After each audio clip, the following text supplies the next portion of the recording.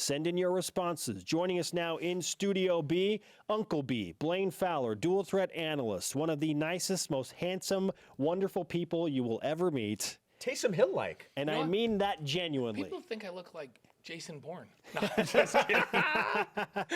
Okay, I just said something that people think is crazy. I said if BYU beats Boise State tomorrow night, that it would be the best win in 6 years of independence. And I know BYU's won at Texas. They've won at Michigan State now. They won at Nebraska. None of those teams were ranked in the top 15. BYU hasn't beaten a top 15 team in almost 20 years. And it's a Thursday night, and Boise State just doesn't lose at home, Blaine. So where would this win, if BYU got it, rank among all of the wins they've had in independence? Well, because we talked before I came on, and some of the biggest wins have been when they were in a conference. So if we're going to limit it to independence, this becomes the big win if they win out. So then we'll look back and go, wow, that was the pivotal point where the nation was looking in on a Thursday night against a top 15 opponent that's respected. Because everybody's already seen him go. They saw him crush Michigan State, and that was like whoa, wow. Well, we're not sure how good Michigan State is, but that's a big win on the road. They saw him play close at West Virginia, who's ranked right now and playing well. So all of these big national exposure type games have been good for BYU because people right now, they're saying right now, hey, this is probably the best 3-loss team in the country. Maybe Ole Miss. So Ole Miss is ranked with 3 losses. So you go, so this is one of the top 3-loss teams in the country. Now let's see what they do against Boise State at home, where they don't lose on that blue turf. So if they win this, everybody's going, okay, BYU is the best 3-loss team in the country. And if they win out, good things are going to happen to them. And I agree with you, Spencer. I heard in the last segment that you said that they had to get to Cincinnati to probably be ranked. That's probably about right, because at 5-3, I don't know, people are going to be voting for them, so they're going to be right in that, just the next couple others receiving votes, and then they go on a little bit of a run. They'll be ranked at the end of the season. And I think this is a confidence builder. If they beat Boise State on the road, then the rest of the season becomes a confident football team that thinks that they should win out. And Boise State thinks they should always win at home. BYU goes and beats them there. Now they take over that mentality. Now we should win out. This is nuts. I mean, we're talking about BYU, if, and I know it's a huge if, they can survive Boise State, potentially finishing with 9 regular season wins and a shot at a 10th in a bowl game? And here's the thing. If they finish at 10-3, not just ranked in the top 25, ranked in the top 20, and a chance to be 16 or higher. Because people are going to value the schedule they played. When it all comes down to it, people are going to go, because other teams are going to lose. So there's going to be more teams with 2 losses and a few teams with 3 losses in the top 25 by the time you get to the end of the year. So if they can finish with that, and most people thought 7 or 8 wins was going to be huge. I said 7 wins was a good season at the beginning of the year. I said 8 wins would be a remarkable accomplishment. Now I'm thinking 8. I think they're going to get 8. Yes. In the regular season, and 9 to me would have been a phenomenal season with the schedule they played early, implementing a new offense and implementing a new defense. And then the quality of their losses and how close they were in the losses makes it even better when you really look at the season in its entirety. So this coaching staff's done a remarkable job. And if they can go get this win at Boise State, now this is a big challenge because they're unique in what they do, but if they can get that up there, everybody's going to be going, this is a really, really good 3-loss team. Over the last month specifically, we've seen the BYU offense really come into its own. What type of offense do you expect from the Cougars tomorrow night in Boise? I think they'll be able to run the football on Boise State. So I think it's going to be a really, really balanced effort in this one. And they're going to need to throw it. Boise State is not as big as Mississippi State. Mississippi State was the best front 7 in terms of the combination of size and speed, and it created some problems for BYU to run the football. They ran it better late in the game. And so what Boise State brings is they bring a team that's more like Toledo. Their backers are, think Butch Powell and their linebackers. Guys that play downhill, they trust their keys, they're unbelievably well coached. So when they make a read key, they go, bam, they're playing downhill, they're in the gap. They play gap sound on defense. So if BYU can be really smart and get a hat on a hat, BYU should have a physical advantage up front. But not if free players are coming through. So, I think of Brown, Jaylen Brown for UCLA. Think him when you're thinking of Boise State's backers. And this defense is built around that. And Brown caused some problems Yes, he for did. BYU. Absolutely. With his quickness, with his quick reads and getting downhill, with his ability to get to the edge. That's what this defense looks like.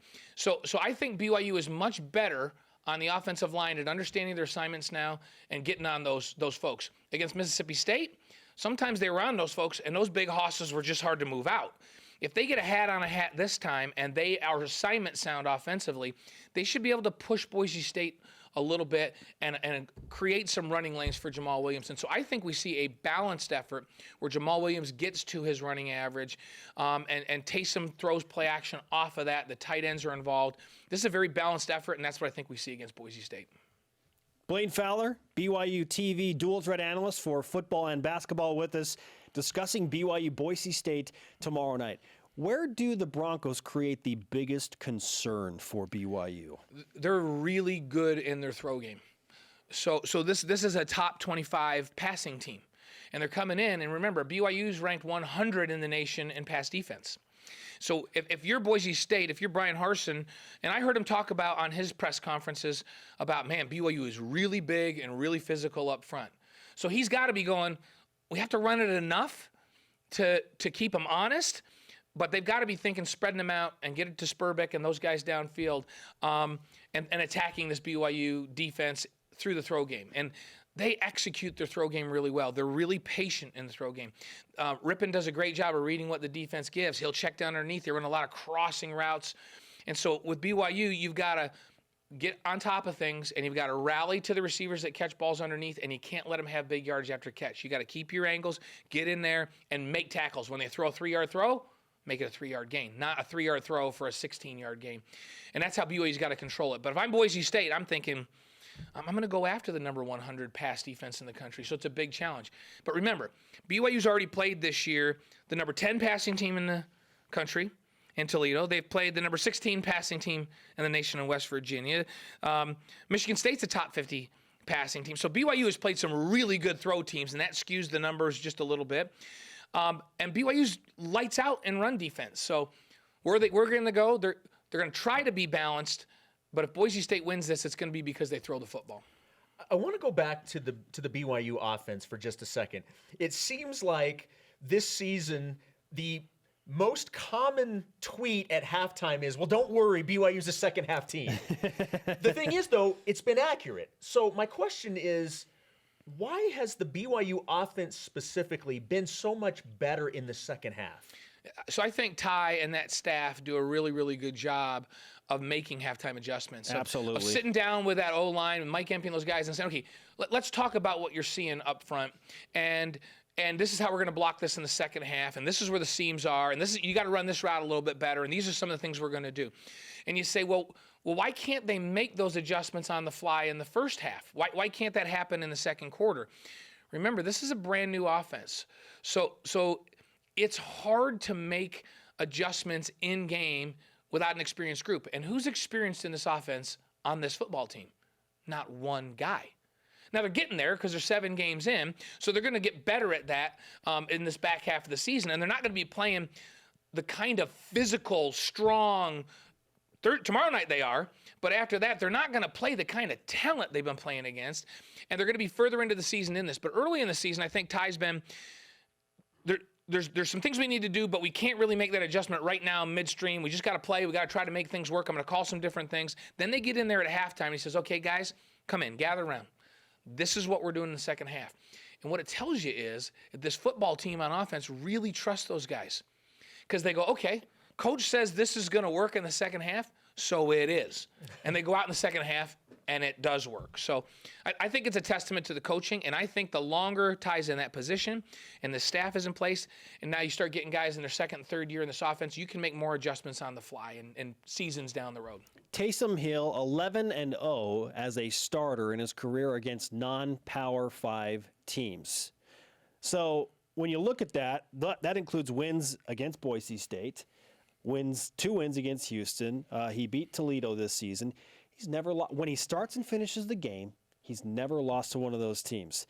How much do you buy into Taysom Hill as a senior going to Boise, which obviously I think is going to be the toughest challenge he'll face in that regard? Boise's a P5 team.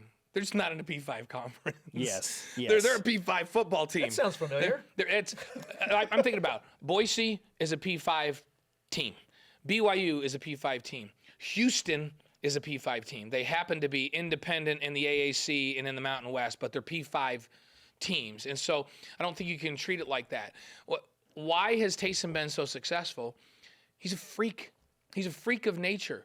And when you're playing UCLA or Mississippi State, they probably have 4 or 5 freaks on defense that can go run with him and contain him a little bit. The teams that they're playing that are G5 teams, they have maybe one guy over there that's a freak. And so if Taysom's running the other way, he just stiff arms guys into the ground and he runs away from them. And he's made P5 talent look foolish at times. And so his physical talent level is freakish. And the typical G5 team doesn't have enough physical talent on the defense that he can't just assert himself in a game and take over. And so that's the difference. Now, Boise State's a little different because they've got more talent than a G5 team. They're a P5 team, especially at home. And so this is a big, big challenge. There's no guarantee because you got Taysom on the team, you go up and beat Boise. I like BYU's chances with Taysom Hill on the team beating Boise. And I like it when you got a healthy Jamal Williams, you got a healthy Taysom Hill, and you got an offensive line that's had a light bulb go on and know what they're doing up front and are big and physical. I like BYU's chances of being balanced on offense, completely shutting down the run defensively for Boise State, forcing Boise State to be one-dimensional, and then making enough big plays because they've been opportunistic defensively to get it done. And the one stat that really jumps out at me, BYU's 17th in the nation in turnover margin. They're +6. Boise State is -3. Where Boise State's been good is in their big games against good competition, they've taken care of the football. So they've been able to turn it over against inferior competition and still win. They can't do that against BYU and win. If they're minus in turnover margin, BYU wins up there, going away.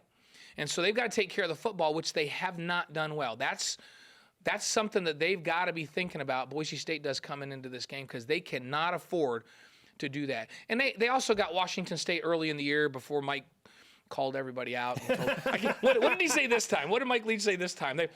I don't even remember. He said they were like a women's softball team. Yeah, I softball think was brought up. Yes. So he didn't comment on their fat little girlfriends like he did before. I mean, is Mike unbelievable or what? And I know him. I mean, but you know what? Whatever, it works. They're really good right now. Boise State wouldn't want to play Washington State right now, but they played them. That's a really quality win for them because it was early when Washington State didn't have a clue. So this is the biggest game of the year for Boise State right now too. So they've got a ton on the line. This is without question, the biggest game on their schedule right now because it's not just national implications and they're ranked, but this has become a rivalry game. They've got a long-term commitment to one another. This has been a good series. These teams respect each other. These coaches respect each other. And so this is the biggest game of the season now, not just for BYU, but also for Boise State. Yeah, Boise State pacing for that G5 automatic New Year's Six bowl game invite, and they've probably got it. In fact, they've got to be BYU. You've got to go undefeated with that schedule to get that New Year's Six bowl bid. Okay, Blaine, great stuff. Thanks, guys. We always appreciate the time.